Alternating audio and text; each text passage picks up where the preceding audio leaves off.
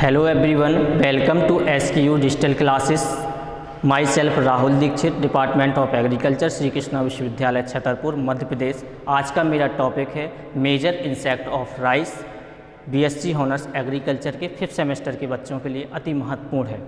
आज हम डिस्कस करेंगे मेजर इंसेक्ट ऑफ राइस। आज आपको देखना है कि मेजर इंसेक्ट ऑफ राइस यानी कि धान की फसल में कौन कौन से इंसेक्ट लगते हैं, कौन कौन से कीट धान की फसल को हानि पहुंचाते हैं, जिसमें आपको देखना है। सबसे पहला आपका इंसेक्ट है जिसमें कितने आपके इंसेक्ट लगते हैं, तो उसमें आपको देखना है rice gundhi bug, rice caseworm, yellow stem borer, rice hispa कीट और ब्राउन प्लांट होपर। इतने इंसेक्ट, और आपका एक इंसेक्ट और है जो है आपका राइस ग्रास होपर। इतने इंसेक्ट आपकी फसल को हानि पहुंचाते हैं। अब उसमें प्रमुख आपको इंसेक्ट के बारे में आज हम अध्ययन करेंगे, जिसका नाम है राइस गंधीबग। राइस गंधीबग क्रॉप है। राइस गंधीबग इंसेक्ट कितने परसेंटेज पे हानि पहुंचाता है, कौन से इसके अवस्थाएं, इसकी सबसे ज़्यादा क्रिटिकल कंडीशन होती हैं इस अवस्था की राइस गंधीबग की, कौन सबसे ज़्यादा हानि पहुंचाता है, कौन सी अवस्था सबसे ज़्यादा इसकी हानि पहुंचाती है, उसके बारे में हम आज डिस्कस करेंगे। प्रॉपर बेस पे उस पर पढ़ेंगे कि कौन कितने परसेंटेज पे वो हानि पहुंचा रहा है। तो सबसे पहले आपको देखना है इसके बारे में कि राइस गंधीबग। तो राइस गंधीबग के 6 पॉइंट्स पे आपको इस पर अध्ययन करना है। सबसे पहला इसका जो अध्ययन करना है, तो सबसे पहले आपको इसको देखना है कि इसका साइंटिफिक नेम। तो साइंटिफिक नेम के बाद आप इसका जानना होगा आपको कि इसका ऑर्डर कौन सा है और इसकी फैमिली कौन सी है। इस तीनों चीज़ों के बाद में आप उसके जानेंगे कि इसका होस्ट प्लांट क्या है और डिस्ट्रीब्यूशन एरिया क्या है। तो सबसे पहला आप देख सकते हैं कि साइंटिफिक नेम, तो इसका scientific name Leptocorisa acuta. Rice गंधीबग का साइंटिफिक नेम लेप्टोकोरिसा एक्यूटा है और इसका ऑर्डर जो है, ऑर्डर है इसका हेमीपटेरा। सबसे पहले देखना है आपको हेमीपटेरा। तो हेमी मीन्स होता है हाफ, और पटेरा मीन्स होता है विंग्स।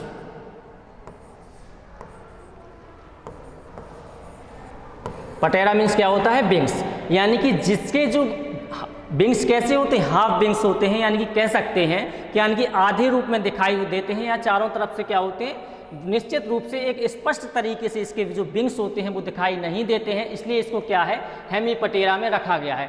जितनी भी आपकी ये बग होंगी, बग्स आपकी कोई भी बग्स हो आपकी, तो जितनी भी बग्स को रखा गया वो हेमीपटेरा में रखा गया है। आपके एफिड होंगे या आपके जैसिड होंगे, या आपके जैसिड एफिड और बग्स को किस में रखा गया है? हेमीपटेरा ऑर्डर में रखा गया है। अब आपकी बात आती है कोरियाई फैमिली। तो कोरियाई फैमिली में ही क्यों राइस गंधीबग को रखा गया है? तो कोरियाई फैमिली इसलिए इसको रखा गया है क्योंकि लीफ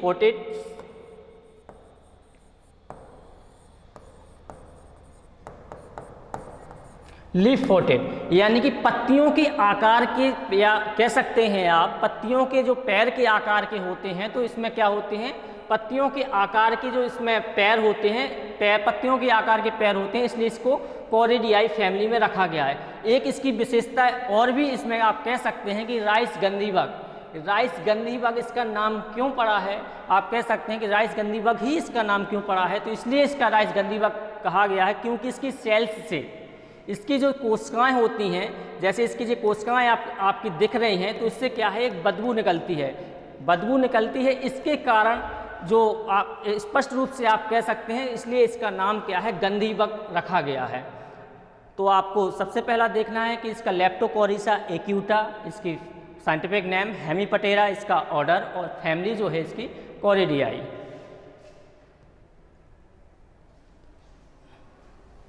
अब आप बात करनी है कि होस्ट प्लांट की आप बात करेंगे, तो होस्ट प्लांट कैसे, यानी कि पोषक पौधे कौन कौन सी फसल को हानि पहुंचा रहा है, राइस गंधीबग कौन कौन सी फसल को हानि पहुंचा रहा है। तो इसमें आपका सोरगम भी है, माइज भी है। जो मेजर क्रॉप है, तो मेजर क्रॉप सबसे ज़्यादा हानि पहुंचाता है, तो वो पहुंचाता है धान की फसल को। तो राइस है, सोरगम है, माइज है, ETC, इतनी फसल को क्या है हानि पहुंचाता है, वीट की फसल को भी हानि पहुंचा रहा है। अब इसके बाद आपको बात करनी है कि इसका जो डिस्ट्रीब्यूशन एरिया है, क्या है डिस्ट्रीब्यूशन एरिया, या आप कह सकते हैं इसका वितरण कौन कौन से क्षेत्र में ये हानि पहुंचाता है। तो ये जो सबसे पहला जो आपका होगा भारत में, और भारत के सभी प्रदेशों में, भारत में भी उगाया जाता है और भारत के सभी प्रदेशों में भी इस इंसेक्ट का आक्रमण देखा गया है। बर्मा, चीन, मलाया इतने आदि देशों में भी इसका इंसेक्ट को देखा गया है। इसके बाद आप बात करना है डिस्ट्रीब्यूशन एरिया के बाद एक टॉपिक आता है आपका नेचर ऑफ डैमेज, क्षति की प्रकृति। क्षति की प्रकृति, तो क्षति की प्रकृति में सबसे पहला मोस्ट पॉइंट होता है कि कितने परसेंटेज तक हानि पहुंचा रहा है इंसेक्ट। आपका राइस गंधीबग इंसेक्ट जो होता है कौन सी स्टेज में हानि पहुंचा रहा है, कितनी जो आपकी फसल है वो नुकसान हो रही है। तो सबसे पहले आप देखेंगे कि सबसे पहले आपको क्या देखना है कि सबसे ज़्यादा जो कंडीशन मिल्की स्टेज, यानी कि जो दुग्धावस्था होती है, मिल्की स्टेज में सबसे ज़्यादा हानि पहुंचा रहा है।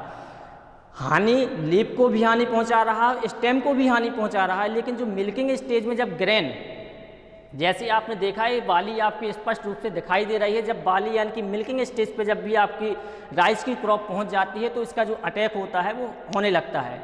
कैसे अब अटैक होता है, तो किस प्रकार से इसका जो अटैक है वो देखने को आपको मिला है। तो सबसे पहला इसमें क्या है, piercing and sucking types. Piercing and sucking types के इसमें क्या होते हैं, पियर्सिंग एंड सकिंग टाइप्स के माउथ पार्ट्स पाए जाते हैं। पियर्सिंग एंड सकिंग टाइप्स के माउथ पार्ट्स पाए जाते हैं चूसने एवं चुहाने वाले।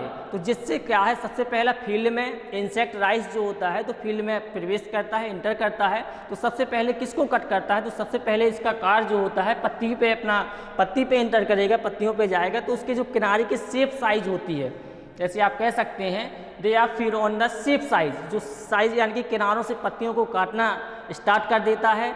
इसके बाद क्या करता है, और जो आपका जो स्टेम होगा तो स्टेम को भी कट करना क्या कर देता है, प्रारंभ कर देता है। जैसे ही इसकी मिल्किंग अवस्था में जो पहुंचता है तो इसके जो दुग्धावस्था होती है, इसके जो ग्रेन होता है, तो ग्रेन को नष्ट करने लगता है, ग्रेन को खाना स्टार्ट कर देता है, जिससे इसमें एक कवक लग जाता है। कवक के कारण क्या होता है, इसके जो स्पोर्स होते हैं, इसमें बहुत सारे स्पोर्स दिखाई देने लगते हैं, उनके दाने क्या होते हैं, खोखले हो जाते हैं, और इसका पूरी तरीके से बाली को खोखला कर देता है और उसका रस चूस लेता है, जिसके कारण पौधा क्या हो जाता है, कमज़ोर हो जाता है और पत्तियां भी इसकी पीली हुई दिखाई देने लगती हैं। अगर serious infestation can be reduce the yield by 50%, अगर बहुत अच्छी तरीके से मिल्किंग स्टेज में इसने हानि पहुंचा देता है तो 50% तक ही आपकी क्रॉप नष्ट हो सकती है, 50% तक लॉसेस आपके देखने को मिले हुए हैं। इसके बाद आप बात करते हैं स्टेज की, यानी कि ये कह सकते हैं आपकी लाइफ साइकिल, इसके जीवन में कितने, जीवन चक्र में कितने लाइफ ये स्टेज होती हैं, तो इसकी 3 स्टेज होती हैं।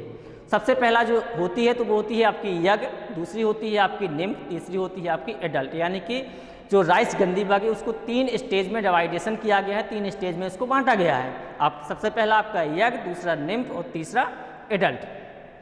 अब इसकी बात कर लें तो यानी कि कितने परसेंट, अगर आपका एक सामने आपका चित्र बना हुआ है, सबसे पहला यग अवस्था में कितने दिन रह रहा है, निम्फ में कितने दिन रह रहा हो, एडल्ट अवस्था में कितने दिन पहुंचता है। तो सबसे पहला क्या करता है, कहाँ से यग में परिवर्तित हो जाता है कोई भी इंसेक्ट। यहाँ जैसे आपका यग है तो यग कैसे पहुँचता है, सबसे पहला कोई भी इंसेक्ट जैसे राइस गंधीबग है, राइस गंधीबग के जब एडल्ट अवस्था में, आप जैसे एडल्ट अवस्था में इंसेक्ट है तो एडल्ट के मेल एवं फीमेल जब इस अवस्था में मेल एवं फीमेल क्या होंगे, मेल और फीमेल जब मैथुन की उड़ान भरेंगे, फ्लाइंग करेंगे, जो इंसेक्ट क्या करेंगे, फ्लाइंग करेंगे। फ्लाइंग करने के उपरांत क्या करते हैं, फर्टिलाइजेशन की क्रिया करते हैं। फर्टिलाइजेशन की क्रिया करने के बाद क्या करते हैं, यग लाइन करते हैं। तो फर्टिलाइजेशन के मैथुन के उपरांत क्या करते हैं, यग लाइन करते हैं। तो यग का जो टाइमिंग पीरियड रहता है वो रहता है 4 से 7 दिन। यग का जो टाइमिंग पीरियड रहता है वो क्या रहता है, 4 से 7 दिन। 4 से 7 दिन। अब यग का साइज, यज का क्या रहता है कि यग का कलर कौन सा रहता है, तो यग क्या है, सफ़ेद या भूरे रंग के होते हैं। वाइट कलर्स के यग पाए जाते हैं, हल्के पीले रंग के भी आपको देखने को मिल सकते हैं। इसके बाद जैसे ही यग अवस्था से यग लाइन करने के बाद त्वचा का निर्मोचन करते हैं, मॉल्टिंग की क्रिया करते हैं। मॉल्टिंग की क्रिया करने के उपरांत कहाँ परिवर्तित हो जाता है, यग से लेकर जो कहाँ पहुँचता है, निम्फ अवस्था में पहुँच जाता है। तो निम्फ अवस्था में पहुँचने के लिए इसकी जो टाइमिंग है तो वो आपकी 29 से 35 29 से 35 यानी कि 29 दिन से 35 दिन का समय निम्फ अवस्था में व्यतीत करता है। और निम्फ अवस्था में व्यतीत करने के बाद अपनी कोशिकाओं को डेवलप करते हुए, पूरी कोशिकाओं को डेवलप करते हुए कहाँ पहुँच जाता है? एडल्ट अवस्था में पहुँच जाता है। एडल्ट अवस्था में पहुँचने के लिए एडल्ट निम्फ से जैसे ही एडल्ट अवस्था में पहुंच जाता है, तो एडल्ट अवस्था में पहुंच जाता है तो ये पूर्ण रूप से क्या हो जाता है? मैच्योर हो जाता है। और ये इंसेक्ट क्या हो जाता है? पूर्ण रूप से परिपक्व हो जाता है, जिससे वो मेल एवं फीमेल इंसेक्ट मिलकर मैथुन उड़ान भर सकते हैं और आसानी से निषेचन की क्रियाएं संपन्न करते हैं। तो इससे उनकी जो लाइफ साइकिल है वो आसानी से चलती रहती है। आप कह सकते हैं इसमें कि इनका जो पूरा लाइफ का टोटल लाइफ साइकिल इसमें क्या है, यानी कि इनके जीवन चक्र में टोटल जो लाइफ साइकिल के जो डे होते हैं वो होते हैं 21 से 35 दिन, यानी कि 21 से 35 डे इसकी टोटल लाइफ साइकिल होती है। बात करना है आपको आज मैनेजमेंट की, यानी कि इनका कंट्रोल। राइस गंदी बग लगा है या राइस के बहुत सारे आपके इंसेक्ट आपकी फील्ड में लगे हुए हैं, इनका कंट्रोल आप कैसे कर सकते हैं, कौन कौन सी विधियां का आप उपयोग करके मैनेजमेंट कर सकते हैं और अपनी फसल को, राइस की फसल हो, वीट की हो या माइज की हो, कोई भी आपकी क्रॉप्स हो, उसको राइस गंदी बग से आपको बचाना है तो कैसे आप उसका मैनेजमेंट करेंगे। सबसे पहला जो वर्क है, सबसे पहला आपको जो काम करना है वो है आपका क्लीन कल्टीवेशन, या आप कह सकते हैं डीप प्लोइंग। डीप प्लोइंग के द्वारा या अपनी क्लीनिंग के द्वारा, सफाई के माध्यम से भी, जैसे कोई भी आपके बीड्स लगे हुए हैं या कोई भी आपकी ग्रासेस हैं, कोई भी आपको जैसे राइस का एक लेआउट तैयार करना है या आपको कोई फार्म तैयार करना है, तो सबसे पहले आपको देखना है कि उसमें जो भी आपके बीड्स लगे हुए हैं, जो भी आपकी ग्रासेस उसमें हैं, तो उनको आप सफाई कर दीजिए और डीप प्लोइंग कर दीजिए, जिससे आपका जो इंसेक्ट होगा, सबसे पहला कोई भी क्रॉप उगाने से पहले आपको क्या करना है? सबसे पहले गहरी जुताई करना है, डीप प्लोइंग करनी है, जिससे जो भी आपके इंसेक्ट लार्वा कंडीशन में जो भी आपके इंसेक्ट होंगे, लार्वा कंडीशन में जो भी आपका इंसेक्ट होगा, तो वो इनकी डीप प्लोइंग के माध्यम से वो क्या हो जाते हैं? वो नष्ट हो जाते हैं, जिससे आपको आसानी होती है और आपका जो सोइंग आप करेंगे तो उससे आपको आसानी होती है और आप इंसेक्ट आपकी फसल में बहुत कम मात्रा में लगते हैं। दूसरी बात अगर बात करें कि वही दूसरी चीज़ आपको देखना है, डीप प्लोइंग कर दिया आपने, एक अच्छा एक चैनल का उपयोग, क्रॉप रोटेशन भी आप अपना सकते हैं, और रेसिस्टेंट वेराइटीज़ बहुत ही इम्पोर्टेंट चीज़ होती है। जैसे राइस गंदीबग से जो रेसिस्टेंट वेराइटी है उसका अगर आप उपयोग करते हैं तो राइस गंदीबग आपका जो इंसेक्ट है वो आपका इंसेक्ट उसमें लगेगा ही नहीं। तो सबसे ज़्यादा महत्वपूर्ण जो चीज़ है कि सबसे ज़्यादा महत्वपूर्ण टॉपिक है कि आपको रेसिस्टेंट वेराइटी का कोशिश करिए, रेसिस्टेंट वेराइटी का ही उपयोग करना है। जैसे बादशाह वो वेराइटी है जो राइस गंदीबग के प्रति क्या है? रेसिस्टेंस है। सठिया वेराइटी उत्तर प्रदेश के लिए क्या है? रेसिस्टेंट वेराइटी है, जो आप राइस गंदीबग के लिए आप उपयोग कर सकते हैं। तो अलग अलग वेराइटी अलग अलग प्रदेशों के लिए उपयोग में आप ला सकते हैं, तो इससे आप एक अच्छा प्रोडक्शन और एक अच्छी यील्ड यानी कि उत्पाद प्राप्त कर सकते हैं, उपज प्राप्त कर सकते हैं। इसके बाद आप देख सकते हैं कि जैसे भी कोई भी, अब एक बात एक और कहनी है कि जैसे कोई आपका ट्रैप्स है, कोई भी आप ट्रैप का उपयोग कर सकते हैं, लाइट ट्रैप का उपयोग कर सकते हैं, या आपके जो साधारण नॉर्मल जो आपके ट्रैप होते हैं उसका भी उपयोग करके आप इंसेक्ट को आप नष्ट कर सकते हैं। जैसे कैसे किसी भी लाइट ट्रैप्स के द्वारा उसका आकर्षण होता है, तो कोई भी आप अपने फार्म पर कोई भी आप ट्रैप उसमें उपयोग में लाइए, उपयोग करिए, जिससे जो लार्वा कंडीशन में जो भी आप इंसेक्ट होगा उसकी जो ट्रैप में है आकर्षण शक्ति यानी कि एक पदार्थ पाया जाता है जिससे उसकी क्या होता है? आकर्षण शक्ति होती है। आकर्षण शक्ति के द्वारा उस लाइट ट्रैप में क्या होते हैं? इंसेक्ट उसमें एकत्रित हो जाते हैं, तो जिससे आप उससे आसानी से उस इंसेक्ट को नष्ट कर सकते हैं। जैसे दूसरी लार्वा इंसेक्ट को आपने कंट्रोल कर लिया, कल्चर मेथड से कर लिया, लाइट ट्रैप से कर लिया, लेकिन जो आपका एडल्ट इंसेक्ट होता है यानी कि पूर्ण अवस्था में जो भी आपका इंसेक्ट होता है, तो वो आपका क्या है? अभी भी आपका क्या है? बचा हुआ है। तो एडल्ट इंसेक्ट को आपको किल करने के लिए, एडल्ट इंसेक्ट को आपको मारने के लिए करना क्या है? तो सबसे पहली बात है, एडल्ट इंसेक्ट को आपको हैंड के द्वारा यानी कि अपने हाथों के द्वारा पकड़ के एक गड्ढा बना लीजिए। कल्चर मेथड में आता है, गड्ढा बना लीजिए, उसमें इंसेक्ट को पकड़ के उसमें आप उसमें डाल दीजिए। छोटे अगर आप किचन गार्डनिंग करते हैं या फिर आपका जो फील्ड का जो एरिया है वो कम है, तो उस स्थिति में आप एक चीज़ें आप अपना सकते हैं, जिससे आपको अच्छा प्रोडक्शन भी प्राप्त हो सकता है। जो 50% की आपकी क्षति राइस गंदीबग इंसेक्ट से हो रही थी उससे भी आप बच सकते हैं। एक बात और है कि अब आपका आता है केमिकल। सबसे आपका आता है केमिकल इंसेक्टिसाइड में आप कौन सा इंसेक्टिसाइड का यूज कर सकते हैं जिससे आप पूर्ण रूप से उस इंसेक्ट के बारे में निजात पा सकते हैं, उससे बच सकते हैं। तो सबसे पहले जो आपका इंसेक्टिसाइड है, तो इंसेक्टिसाइड भी आपके कई तरीके के होते हैं। जैसे आप डस्ट के रूप में डालना चाहते हैं या स्प्रेयर के रूप में डालना चाहते हैं, तो इसमें आपका एक टेक्निकल है, chemical are the required as malathion 50% EC। 50% malathion यानी कि 50% मेलाथियान का उपयोग कर रहे हैं, यानी कि 2 ml प्रति 1 लीटर पानी में 50% आप मेलाथियान ले लीजिए। 2 ml आप प्रति लीटर के हिसाब से आप उसका क्या कर सकते हैं, स्प्रे कर सकते हैं। अब इसी में आप देख सकते हैं cypermethrin 25% EC, cypermethrin 25% EC 0.5 ml प्रति 1 लीटर वाटर में, यानी कि 25% EC का जो आप घोल बनाएंगे वो 0.5 ml आपकी क्या होगी, मात्रा होगी, और 1 लीटर पानी में आपका घोल बना के आप उसका छिड़काव कर सकते हैं। दूसरी बात और भी आपके टेक्निकल हैं, जैसे आपका मोनोक्रोटोफॉस। मोनोक्रोटोफॉस आपका क्या करना है, मोनोक्रोटोफॉस की आप मात्रा ले लीजिए, यानी कि मोनोक्रोटोफॉस आप 25% मोनोक्रोटोफॉस की मात्रा लेंगे।